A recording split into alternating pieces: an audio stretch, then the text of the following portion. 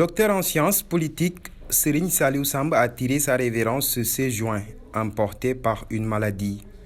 Journaliste et observateur, il a notamment servi le corps professoral de l'Institut supérieur d'entrepreneurship et de gestion de Dakar, où il a entamé sa carrière d'enseignant. Il était un ancien étudiant de Moustapha Samb au niveau du CESTI, celui qui a encadré DIA et master quoi. Donc lui, il nous a amené Serigne Saliou depuis 2006, novembre 2006, pour qu'il nous fasse des cours de presse écrite et de journalisme. Donc lui, c'était un professeur de presse écrite, un professeur de marketing politique, communication politique. Donc il a même étudié jusqu'à avoir son doctorat. Donc ce qu'on peut dire, c'est un homme courageux, surtout pieux, et un talibé de Serigne Touba. Moi, je confirme ça. Il épaulait surtout l'établissement dans ses activités éducatives. Il a commencé à enseigner chez nous jusqu'à avoir son doctorat. On l'avait même confié quelques postes ici, comme professeur permanent. Et puis c'est lui qui suivait le site avec les étudiants, c'est lui qui nous animait. Le site de Isaac Info. Il avait fait pratiquement beaucoup de choses avec nous, quoi. L'expert en communication n'était pas seulement un enseignant, il servait notamment de modèle à ses étudiants. C'était notre professeur de presse écrite et de théorie de l'information et de la communication. Monsieur Samb était un monsieur très généreux, il était gentil, il nous conseillait sur ce qu'on doit faire pour être un bon journaliste. Je me souviens qu'un jour, ce conseil, je le tiens toujours sur une matin. Il avait dit que si vous êtes convoqué à la DIC, vous devez d'abord alerter le SYNPICS pour faciliter votre intervention. Vraiment, c'était quelqu'un de vraiment gentil, que la terre lui soit légère. J'ai été vraiment choquée, ça m'a vraiment surpris parce que c'était un homme très gentil, généreux. Il était gentil avec tous les étudiants, il nous donnait l'amour, la conviction à travers nos métiers. Il nous disait toujours d'apprendre pour être une meilleure journaliste dans le monde entier, vraiment. Moi, je me rappelle bien lorsqu'il nous conseillait en nous disant un jour, je vais vous faire de devenir de grands journalistes. Mais priez pour moi, pour que je revienne vite. Franchement parler, j'étais choqué d'entendre que Serigne Saliou n'est plus.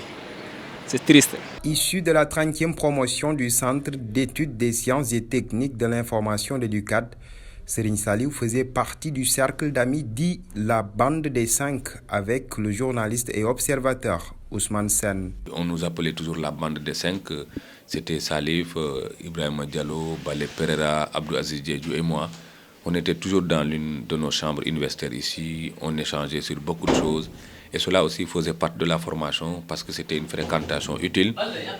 On organisait donc beaucoup de débats autour donc de certaines questions.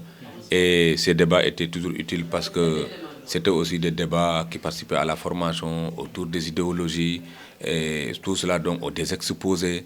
Donc Salif était vraiment un camarade exceptionnel et aujourd'hui je dis que c'est le Sénégal qui a perdu parce qu'il a toujours cherché quand même à orienter la politique gouvernementale vers des priorités, à orienter la politique gouvernementale vers la société et il a toujours eu aussi à refuser un renversement de priorité en ce qui concerne tous les programmes établis dans ce pays.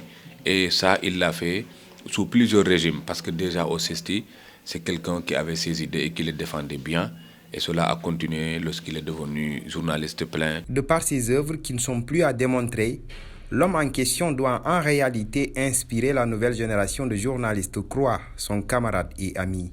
Quand tu vois son parcours, mais tu verras que c'est un homme qui était quand même passionné.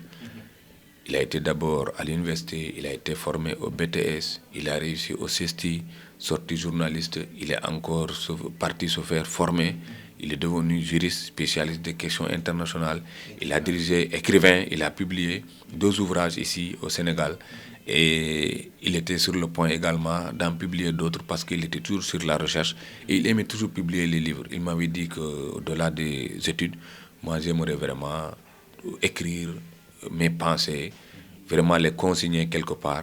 Et il a matérialisé cela à travers donc des livres qu'il a publiés.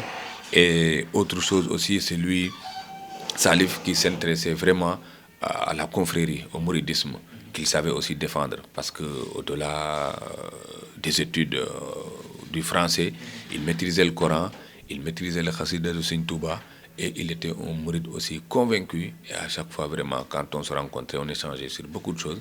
Et même quand il venait dans mes émissions à Dinek Diamano, il se défendait en citant le Coran, en citant des passages de Seigne Touba Khadimou Rassoul, pour vous dire que c'était un homme multidimensionnel.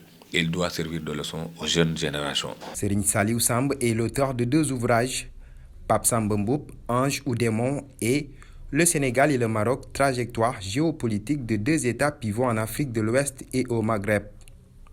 Il a été inhumé à Touba où parents, amis et sympathisants ont prié pour le repos de son âme.